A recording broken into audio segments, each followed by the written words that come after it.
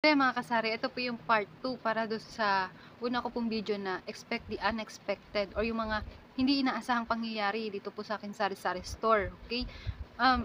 Hindi ko po kasi alam kung bakit nasira yung video, pero doon sa editing, okay naman siya. Pero nung natapos na, hindi tumutugma yung salita ko, yung sa buka ng bibig ko dun sa boses. Naiiwan yung boses. Ayan, pagpasensyahan nyo na po yung nauna kong video kasi nasira nga po. Hindi ko po alam kung ano yung gagawin doon. Basta, ito na lang po yung part 2. Base doon po sa video na nasira. Doon sa pinakadulo po yun. So, papakita ko po sa inyo, okay? So, yung mga kasari, hindi ko po talaga ina-expect na ganito yung resulta ng aking sari-sari store na sobrang laking tulong po ng aming sari-sari store para sa mga pangangailangan namin, no? Tsaka sa mga ilang bills.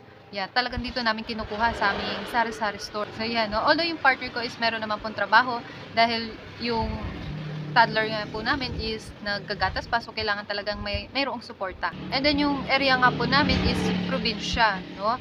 So hindi ko po ina-expect na ganito na maraming tao din pala sa probinsya. Before po kasi sa Maynila kami nakatira.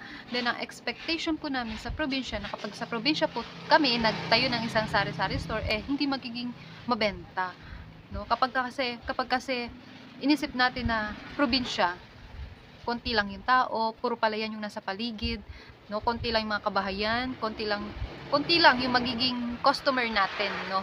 Pero mali po pala yun, no? Buti na lang po talaga nag-try kami. Kasi gusto rin po namin na tumira at mag-try ng business dito po sa probinsya. Kaya sinubukan po namin yung sari-sari store.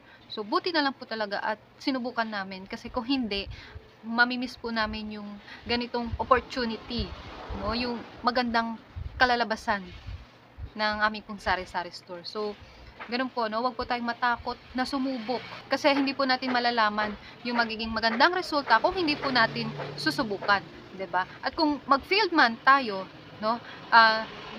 Learn the lesson from it. And then i-apply po natin sa magiging panibago po nating negosyo yung mga naging experience natin na kung nagkamali man tayo or nag-failed tayo dun sa una nating naging negosyo. So, dun sa pangalawang negosyo, sumubok po tayo ulit at gawin po nating aral yung mga natutunan natin mula dun sa nauna nating negosyo na nag-failed, no? And then, so ganun lang talaga ang buhay. Bawat araw-araw, nagkakaroon po tayo ng lesson.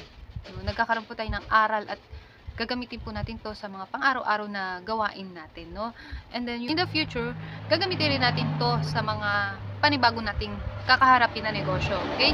So, yun lamang. Na-share ko lang naman sa inyo na wag po tayong matakot na sumubok. Try and try, 'di ba? So, ayun, na-share ko lang naman talaga. Na-share ko lang naman talaga na ganito kabenta yung aming sari-sari store dito po sa lugar namin, dito sa probinsya. No? Kaya, hindi po totoo na kapag probinsya, walang tao, walang customer. Konti lang ang customer. So, marami pa rin pong customer. Depende na lang din talaga sa lugar. So, yan, na-share ko lang naman. So, ayan, hanggang dito na lamang po. Thank you for watching. And please subscribe nyo na rin po ang aming YouTube channel.